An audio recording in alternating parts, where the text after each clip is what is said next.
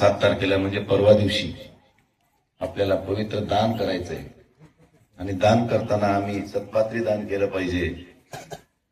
त्यासाठी तुम्हाला विनंती करायला आलो की आमच्या शिवसेनेच्या वतीनं आमचे जिल्हा परिषद सर्कलचे अधिकृत उमेदवार श्री भालेरावजी आणि पंचायत समितीच्या उमेदवार सौभाग्यवती लोखंडेताई यांच्या निवडणुकीच्या प्रचाराच्या निमित्तानं मी गावात आज आलो होतो।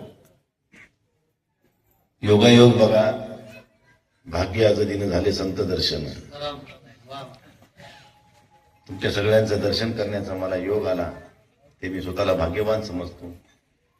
पण आता मी म्हणलं स्वार्थ बी बघून घ्यावा थोडा परमार्थाबरोबर, म्हणून या दोन्ही उमेदवाराच्या निवडणुकीच्या अनुषंगाने मी आपल्या सगळ्यांना विनंती करताना त्या सगळ्या मायमावल्यांना, माझ्या वडीलधाऱ्या मंडळीला, बंधूंना, ही गरीब परिवारातली माणसं आहेत।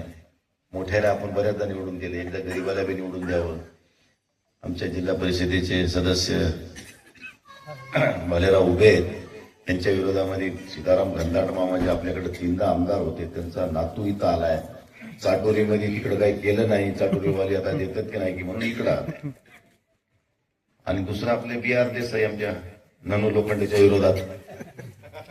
आता BRच्या बाबतीत या गावाला सांगायची काही गरज नाही।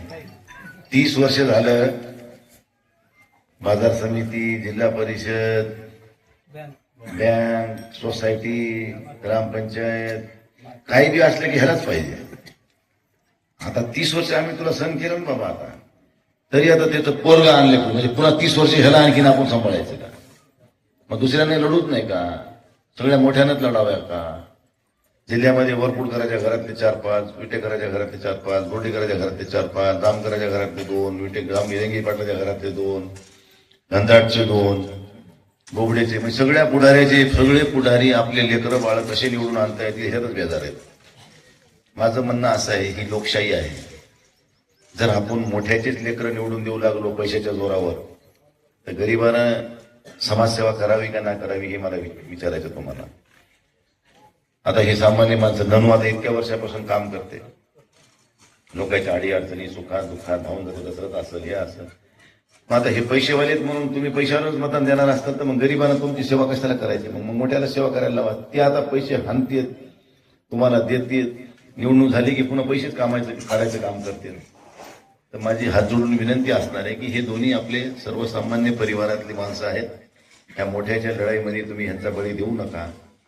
एखाद्या सामान्य परिवारातल्या माणसाला सुद्धा त्या खर्चूर बसून त्याचा आनंद घेऊ द्या, त्याच्या पुण्याचे वाटेकरी तुम्ही थोडे व्हावं अशी विनंती मी या ठिकाणी करतो। जास्त वेळ बोलणार नाही, बोलायसारखं खूप आहे, पण ही वेळ नाही आणि ही जागा नाही। त्यामुळे आपल्या सगळ्यांची या ठिकाणी पुन्हा एकदा माफी मागतो आणि सगळ्यांना विनंती करतो की परवा दिवशी मतदान करताना लोकशाहीतलं पवित्र दान हे मतदान मशाल चिन्हासमोरचं बटन दाबून आपण करावं एवढी विनंती करते आणि थांबतो। रामकृष्ण।